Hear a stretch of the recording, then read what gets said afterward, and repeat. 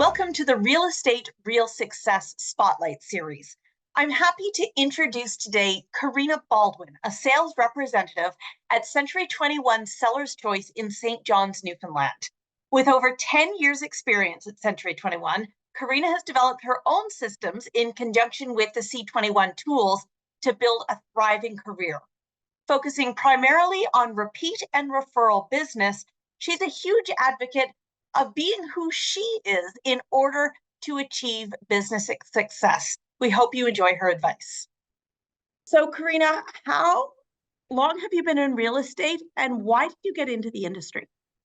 So I started in 2010, and it was through my husband, really, because I had the passion for sales and I was a stay-at-home mom at the time, and I did not want to go back to a 9 to 5 job.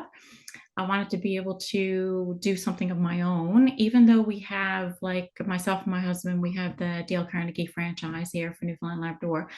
But I wanted something separate, something for me and thing. And I started to do some side businesses with regards to sales and stuff. And I just felt like more gravitated towards that. And I just wanted more flexibility. And he's like, you know what? You should try real estate. So I'm like, really? What? Like, that was beyond my scope at the time. So anyway, I wrote my license, and he was actually the first one to come down flying over the steps when I passed my exam, and I didn't know what I was doing with it from there. But yeah, so I reached out to a brokerage who sponsored me in. I did not shop around or anything like that. I just went right to one at the time, and that was on the west coast of Newfoundland, first when I started. And yeah, And here you are. and And here I am. what all these years later, what made you choose Century 21? Well, that's a really great question. So I left the industry in 2012, and I didn't think I'll ever return because I was very overwhelmed. I grew quickly on the West Coast. I was with a really small brokerage there. I didn't really know that things were available to me that was so, but I knew what I didn't want in a brokerage. So when I moved to St. John's, I went and interviewed a few brokerages myself. And when I met Gord at Century 21, he was the only one, believe it or not, that sat down and asked me questions of what I wanted. They didn't try to pitch me of anything that they had. So he took those pretty much questions and everything, and he had a notepad and pen there, and he's writing everything down. And then he presented me with some of the answers to the stuff that I was having a little bit of a struggle with.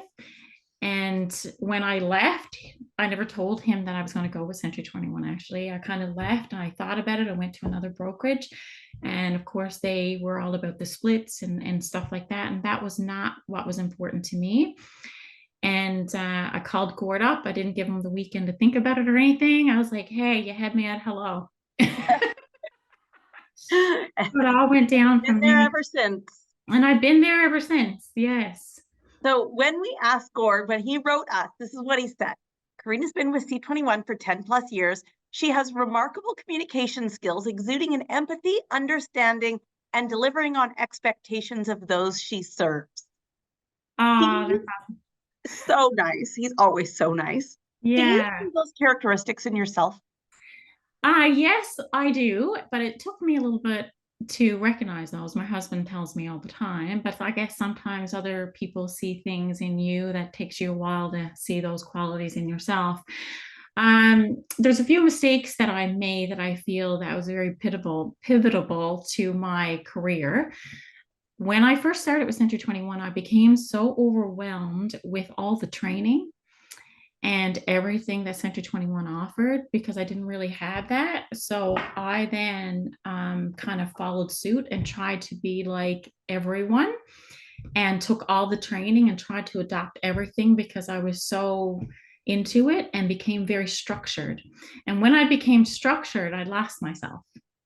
So then it didn't become about the people anymore. It became about getting to the next transaction. So I was knocking doors. When I came to St. John's, I knew nobody. I had no foundation. starting off in the industry here. So I really had to start from the ground up and start from scratch. So I was knocking doors, I was going through all these things and try to implement everything, the listing presentations, but I was very robotic. And I'm like, you know what? That is so not me. And I have to try to pivot here now because I'm losing listing appointments. I'm losing and not getting the buyers that I normally would have gotten when I was on the West Coast because I was trying to focus too hard on what I felt was right versus what the client actually needed. So I remember Gord actually saying one time in a meeting, I think it only took me a year to kind of come back to light of it all. And Gord actually said into a meeting one time, he's like, the money is in your customer, it's in your client. And we took this program, this Buffini program, and it was like a complete eye opener and aha moment for me. Because outside of the people skills that I had with Carnegie, the Buffini program was like the icing on the cake for me. And I'm like, oh my gosh, now I completely get it. I'm going back here now and taking what I'm getting with all this clientele and implementing the systems to manage this business. And I'm going to focus on my clients, and all the money and everything that I do on a day-to-day basis is about my clients only. That's it. So I don't go to external routes. I just focus on the clients. And what you feel is best for them. Yes. So I run a referral based business mostly because of that. And each year I have gained a lot of, I guess, where am I trying to go with that? I guess when I got my first award, it was more like when I got my first award, it was like an aha moment to me that it was attainable. And then I grew right from there and never looked back. What advice? It seems like you, and please forgive me for saying, it seems like you made a lot of mistakes, but really learned from those mistakes and value making them. Would you agree with that? Absolutely. So, the mistakes I feel is trying to be like everyone else and trying to be like every agent in the industry. And I really feel that to stand out in the industry or stand out in any industry that you're doing, you have to try to find yourself and what makes you separate and what makes you different from everybody else. And you really have to grab onto that and use it. And I use that in my social media. Social media, I use that in building my brand and with my clients every day. I don't really focus on, I stopped selling. If that makes any sense. I stopped selling houses and I started to be more solution oriented. And if somebody called me up, I focused a little bit more on who I was dealing with, focused on the personality type, and then targeted how I was going to approach them, whether it's a listing appointment or buyers, based on the personality I was dealing with. Because you know yourself, sometimes you got to come with a little bit more details if you got an analytical person versus somebody who is just like very flighty and very bubbly like myself. And I'm like, okay, I got to alter course. So it's not a one size fits all approach. So that I don't approach any of my business with a one size fits all. So I kind of like try to have these conversations with my clients either on the phone and ask specific questions, gauge their kind of personality of the person that I'm dealing with, and then build my strategy around that. So the mistakes I was making before, I wasn't doing any of that.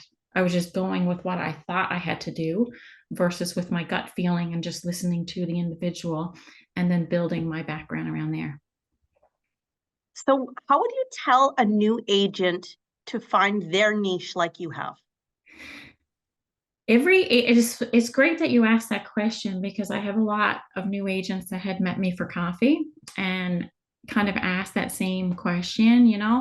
And I feel that everyone has got something to offer, and everyone's got something in them. Either they've learned, whether with the financial background or whether they're in a car industry previously or anything like that.